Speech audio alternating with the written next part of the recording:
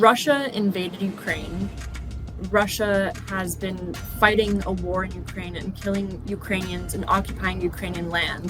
The frontline situation is not reflective of the ceasefire discussions. We should all, as Ukraine's allies, expect that Russia does not intend to stop this war. In 12 to 18 months, the Russians will run out of armored vehicles, run out of munitions, and then the won't be able to basically pay the salaries that they need to pay. North Korean soldiers have actually been critical in recent Russian successes in Kursk. So, starting, do you see any sorts of ceasefire action on the front line? Do you see any differences after the talks between Russia and the US started, actually?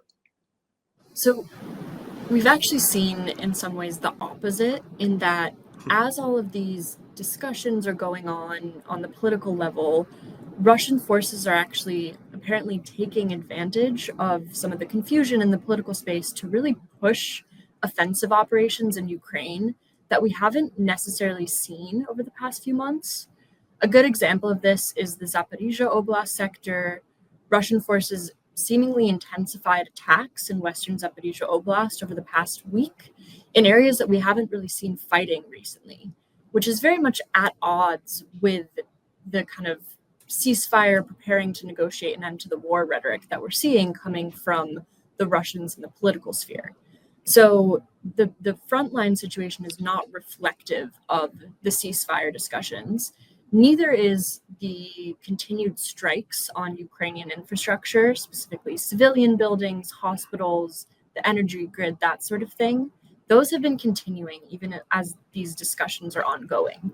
So again, the frontline situation and the situation in the theater writ large is very much at odds with what the Russians seem to want to be extracting concessions from Ukraine and the US and its Western partners.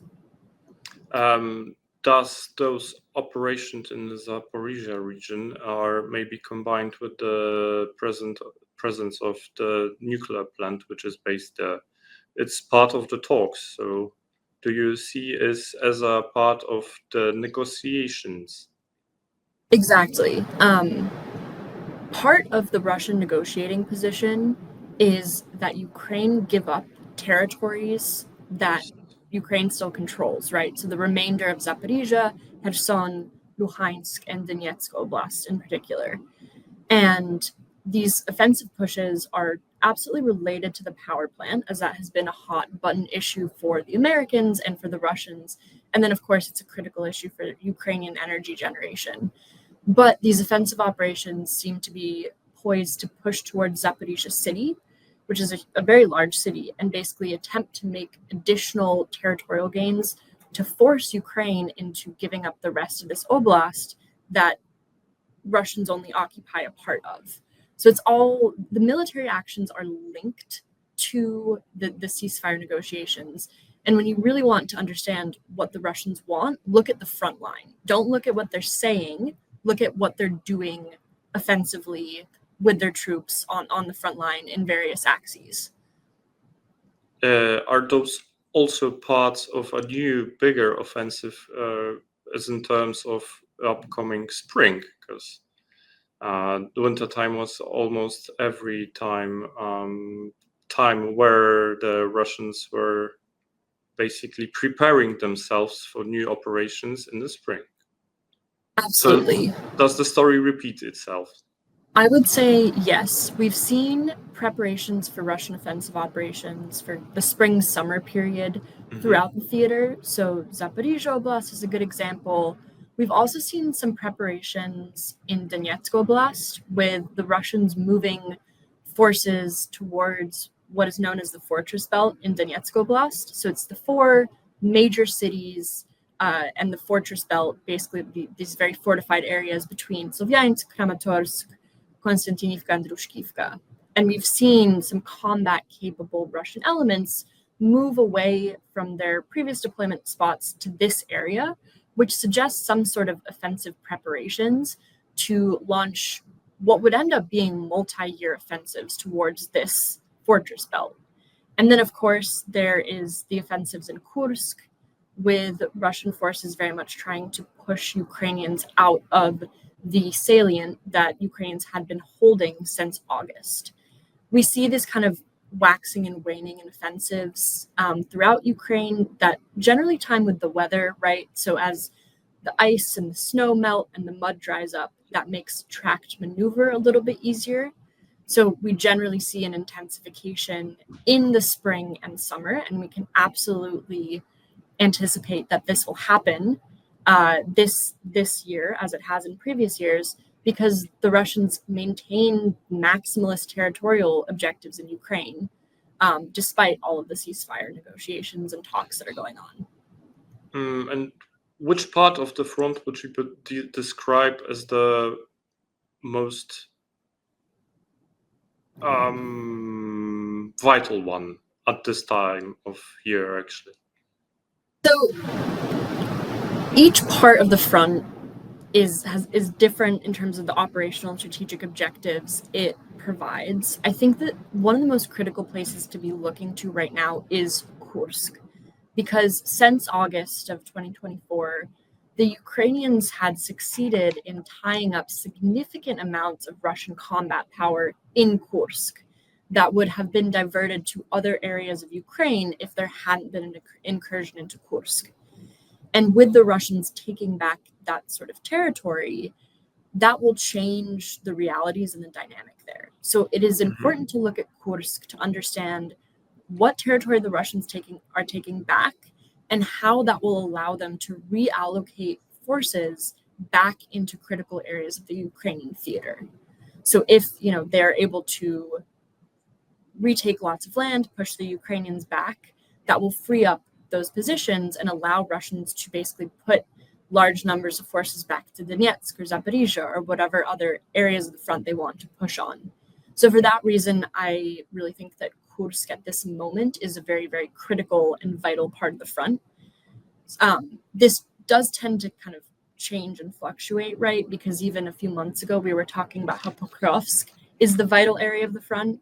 And now it looks like Russian forces have very much slowed down their offensive operations there. Ukrainians are actually successfully counterattacking and taking back ground. So it depends on the season, depends on the month. But for now, Kursk and that kind of border area is the most important area. And do you expect that the Russian forces will try to push through the border from the Kursk region into Ukraine?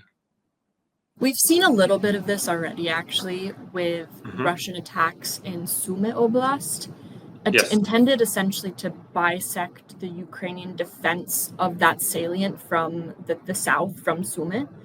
And I expect that if they continue to push the Ukrainians out of Kursk, that we might see some more fighting in the Sumy Oblast area and more attempts to expand those positions. But that being said, whether or not Russians can hold these positions and then expand into northern Ukraine is contingent on the amount of forces they have and if they are continually willing to use forces in this area of the front as opposed to redirecting them to areas where the Russians have more strategically important offensive capabilities. And what about the border with the Belgorod Oblast? We heard also some rumors that the Ukrainian forces try to secure a breach in the border region. What about that? Yeah. So over the past few days, really over the past like two or 3 days, we've seen Ukrainian attacks into Belgorod Oblast and some gains and confirmed positions that the Ukrainians have captured in this area.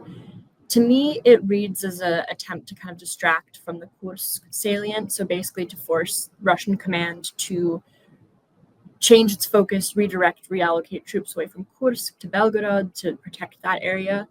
But that's a good example of the Ukrainians putting pressure on areas of the front that the Russians kind of take for granted as safe in order to impose costs on the Russian strategic calculus. And what about looking at the front in the big picture? Also, you stated in today's report about the Engels airbase attacks. Is this the asset that Ukraine still has on Russia? Absolutely. Is it the most important asset that actually Ukraine still has? I would say so, in that Ukraine is at a manpower and materiel disadvantage on the front line. It is compensating for those shortages and that imbalance with technological innovation and tactical innovation. But a huge part of that toolkit is Ukraine's ability to strike into Russia's rear and impose costs on the Russian war machine. So the Engels air base attacking basically Russian military assets, or as we've seen continually, Ukrainian long range strikes on the Russian petrochemical industry. This all makes it harder for Putin to basically continue sustaining his war in the long run. It makes the war more expensive. It basically targets the systems that the Russians need to fight the war. And that is absolutely one of the huge asymmetrical assets that Ukraine possesses right now, and something that they should be able to continue to use and continue to kind of leverage that into their overall strategy on the front line. And few hours after we heard about the supposed ceasefire, Ukraine was attacked, and there were also civilian targets and infrastructure targets. What about that? Do you see, as an analyst, that those kind of attacks have stopped? Actually, the recent event yesterday attack, supposedly the Russian accused Ukrainians on the attack of Suja region, the town which is the gas pipe through the gas to Europe. So is it going to stop, or is it going to continue, in your opinion? I think it will absolutely continue, because there hasn't been a solidification of the terms of the ceasefire and long range strikes. And in fact, it really seems like the Russians are trying to confuse and obfuscate the situation. So, with the strike that happened on Ukraine yesterday or the day before, there was all of these Russian loose ends flying around that they tried to stop the strike after it started because of the ceasefire. But all of that is just meant to inject confusion about the timelines and the conditions. And as the Russians seem so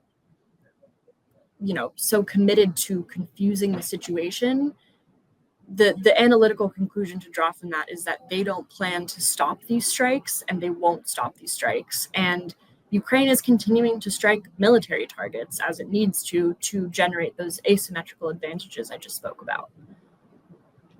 And you also stated in your recent report about Putin's word to the business sector in Russia. He said supposedly that they should be prepared for a longer conflict.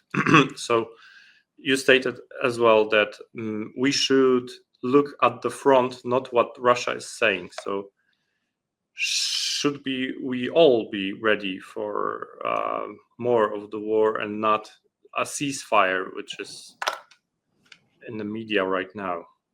Unfortunately, I think that's true. And looking at Russian domestic developments as well as the developments on the front line is very useful, because we've seen pretty much every single indicator on the Russian side, politically, economically, financially, that they're digging in. They're preparing to fight this war for the foreseeable future.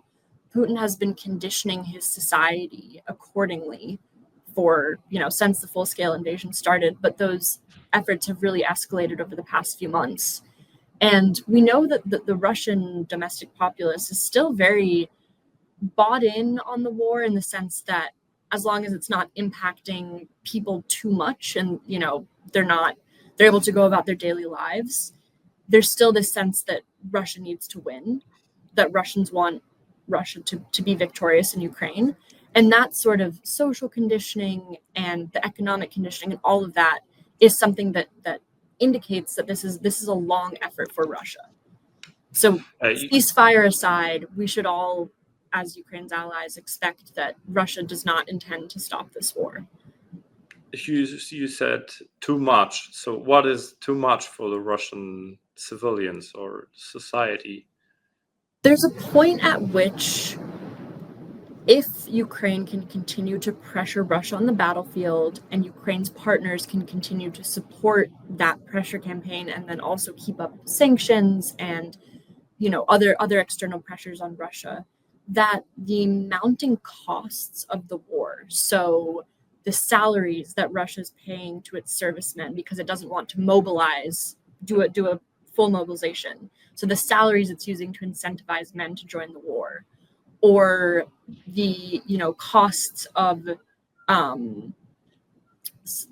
like sanctions and that sort of thing. These small domestic economic and financial costs will continue mounting over time, and there will be a breaking point within, we assess, the next 12 to 18 months where it actually becomes more difficult and costly for Russia to fight the war than it is for them to kind of back off. And that's important because the Russians generally recognize that. And that's why they're trying to extract all of these concessions from Ukraine now, before they hit that critical point of almost no return in terms of the Russian economy and financial system. We're talking about the critical point since the day one of the war. So when do you expect it's going to be? Also, focusing on domestic issues, Putin recently made a decree about illegal residents in Russia. It's also part of it. So to address the first part of that question, yeah, I think the critical, so if things continue as they do right now, right? Mm-hmm. Ceteris paribus, the critical point that we assess, basically looking at quantitative data, is that in 12 to 18 months, the Russians will run out of armored vehicles, run out of munitions, and then the won't be able to basically pay the salaries that they need to pay to continue mobilizing people for the war. That's generally when 12 to 18 months from now, that's when that reaches a tipping point. So actually, quantitatively, if things continue as they're continuing, that will be the breaking point. There's, of course, a huge influx of external factors, notably the support of Russia's foreign allies for Russia. So what Iran, North Korea, and China are providing to the Russian war machine and the Russian economy to basically help it sustain itself past that 12 to 18 month point. So that's kind of the quantitative answer to that. And then as for the citizenship decree, it's actually part of the general demographic manipulations that Russia's been doing in occupied Ukraine since the start of the war.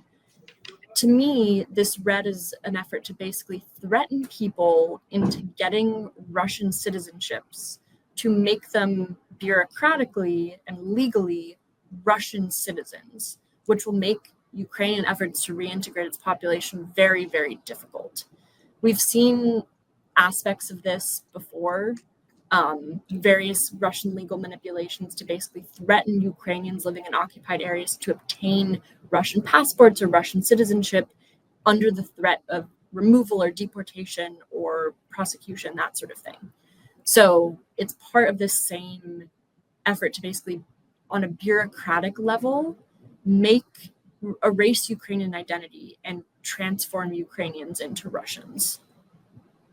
Let's get a little bit further from the front line right now.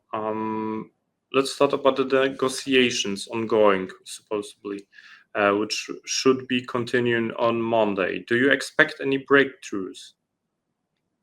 I really struggle to see any sort of notable breakthroughs, because when you're seeing what the Russians are actually materially doing on the front line and what Kremlin officials continue to say, they're not speaking about this as if they're actually genuinely interested in moving towards a just and sustainable peace in Ukraine.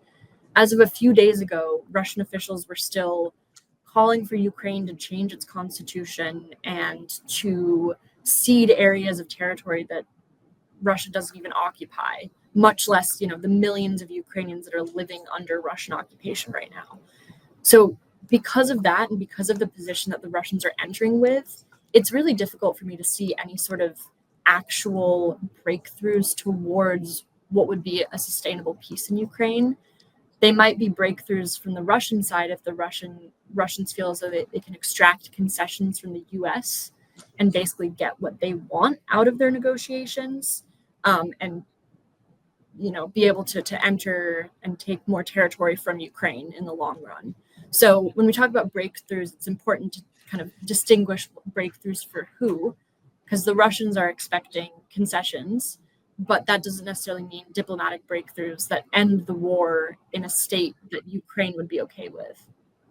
You mentioned the difference between what is Russia saying during the negotiations and what is Russia actually doing on the front line. Do you assume that the US administration is also seeing the difference, or are they just buying what is Russia saying to them? How's your point of view on? So from what I can tell, kind of trying to read the tea leaves of American politics, which is always difficult, is that the administration is currently taking Russian statements at face value. Yeah. So that is obviously very difficult, and that is the intention of these Russian statements. They're intended to be taken at face value and basically manipulate American decision making accordingly. So I think that's the intent, and that's the outcome of what we've been seeing over the past few weeks. So has Ukraine any chance to take over the narration of the negotiations so that the US administration would believe what they are saying and not believe the Russians as they do? Right. I think the important part is that Ukraine needs to be at these discussions, and the US has been holding kind of bilateral, either with Russia or either with Ukraine. So whenever the official negotiations take place, Ukraine needs to be at that table.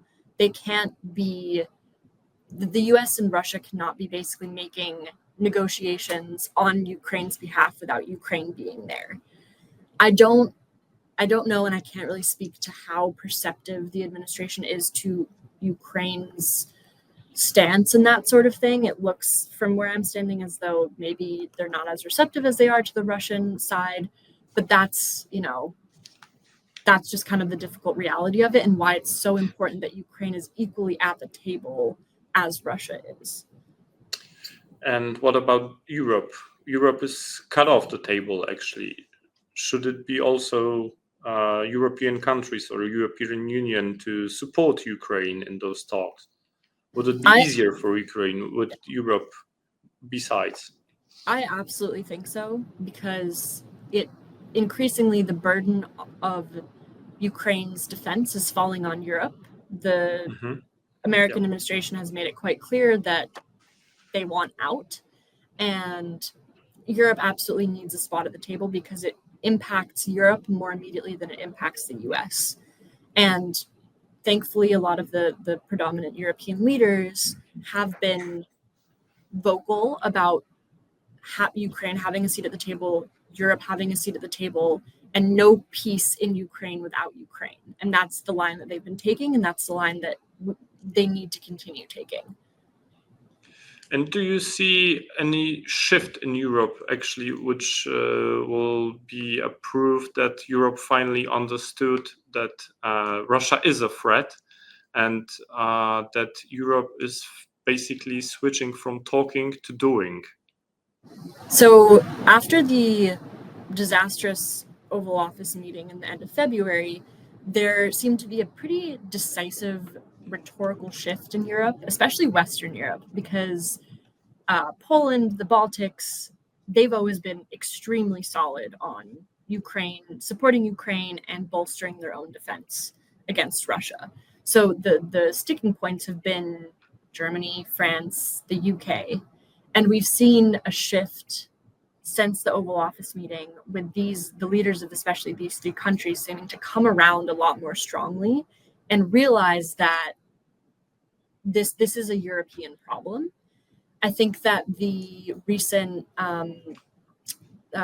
increases to the European defense budget and that sort of thing are really good places to look, and a really good example that Europe is finally, as you said, understanding that this is about doing, not just talking. They need to support Ukraine, but they also need to increase their own defensive budgets, because if Ukraine loses, Europe is going to be the next to fight Russia. And so can we assume that the meeting in the Oval Office, the disaster in the Oval Office, as it said earlier, was a turning point for whole Western Europe, actually? I think so. That's kind of my personal opinion on it.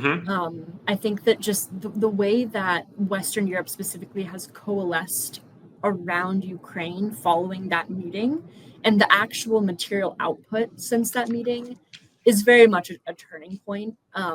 Europe, Western Europe specifically, for the most part, has been fairly content in providing Ukraine with rhetorical and financial support, which is very important, but we're starting to see it become more concrete since that meeting. And talking about Russia being supported by Iran or North Korea, do you think that a part of the negotiations is to withdraw Russia from the alliance with Iran, China, and North Korea? It should be, but in the bigger picture, of course. Right. It's my opinion that negotiations need to basically attack Russia's relationships with Iran, China, and North Korea. It's not clear to me that is necessarily on the table right now, which is concerning, because Russia's relationships with these three partners specifically is what is going to allow it to keep fighting the war in Ukraine, right? The Iranian drones, the North Korean artillery, and the North Korean soldiers in Kursk, and then, of course, China's very backdoor support for Russia's defense industrial base. Those are all things that need to be under attack when it comes to negotiations, but it's not clear to me that it is right now, and that will be to the detriment of Ukraine, and it will basically enable Russia to continue fighting this war. But we are not hearing from the US administration what Russia should do. We're only hearing what Ukraine should do or leave, actually. So do we need to have a shift on that matter? Absolutely. Russia invaded Ukraine. Russia has been fighting a war in Ukraine and killing Ukrainians and occupying Ukrainian land. They need to be the ones making concessions, not the Ukrainians. This cannot be a unilateral effort to extract as much as possible from Ukraine, because that's handing Russia its goals on a silver platter.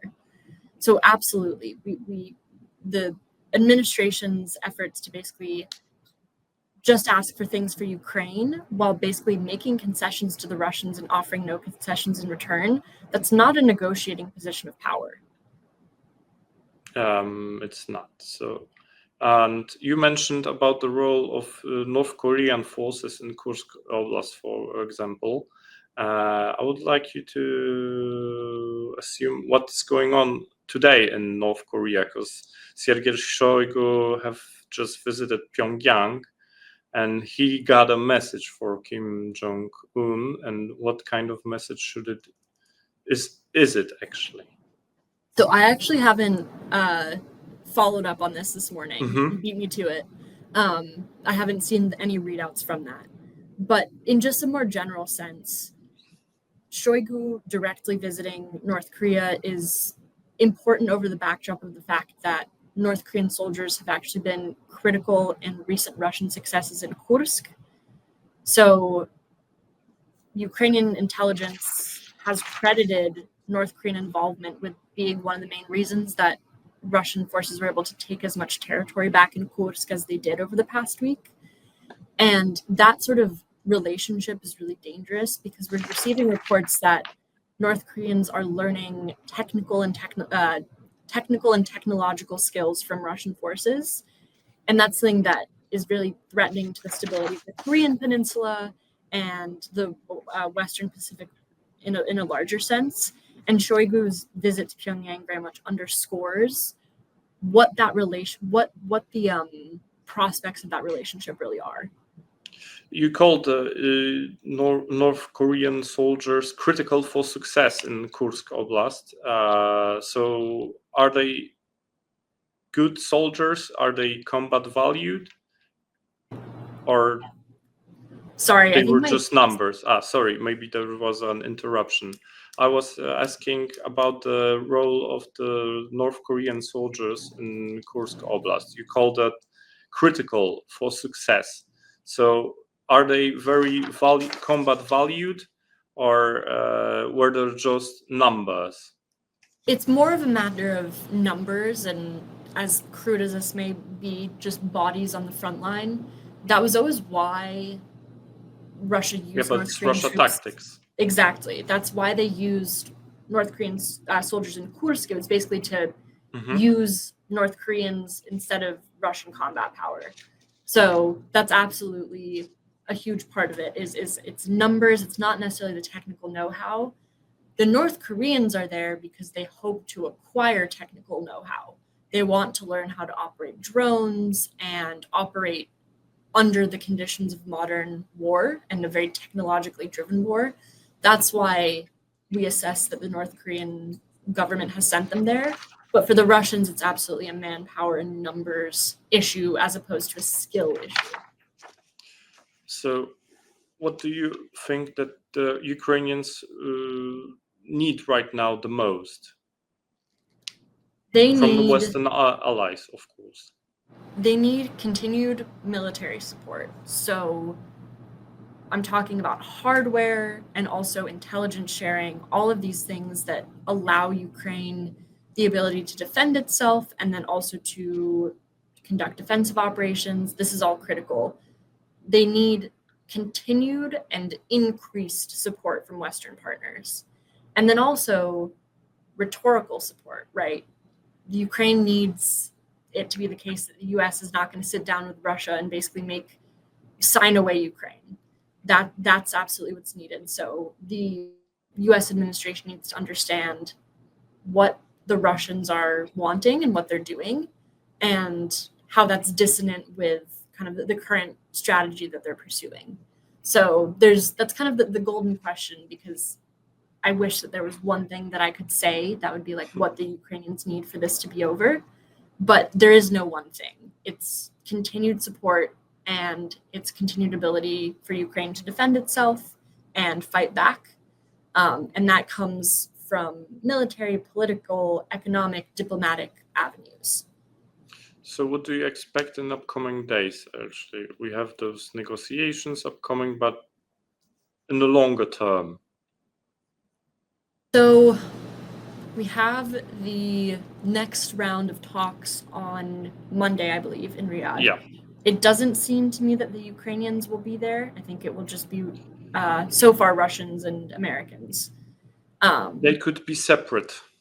Yeah. It was also stated by the Ukrainian government that they will be in Saudi Arabia, but it does not shows up that they will talk with each other. Yeah. So I think we'll see probably a continuation of some of the statements that have been made in previous calls between the Russians and the Americans and the Ukrainians. I don't necessarily expect a huge breakthrough or like a actual ceasefire to be agreed on, because the Russians have not indicated that they want that. In fact, they've indicated the opposite.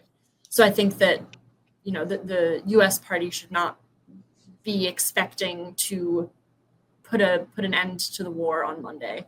And then in terms of the battlefield situation, I expect that we'll see kind of a continuation of a lot of the offensive operations that we've been seeing. So more Russian attempts to take territory in Zaporizhzhia Oblast and push the Ukrainians out of Kursk.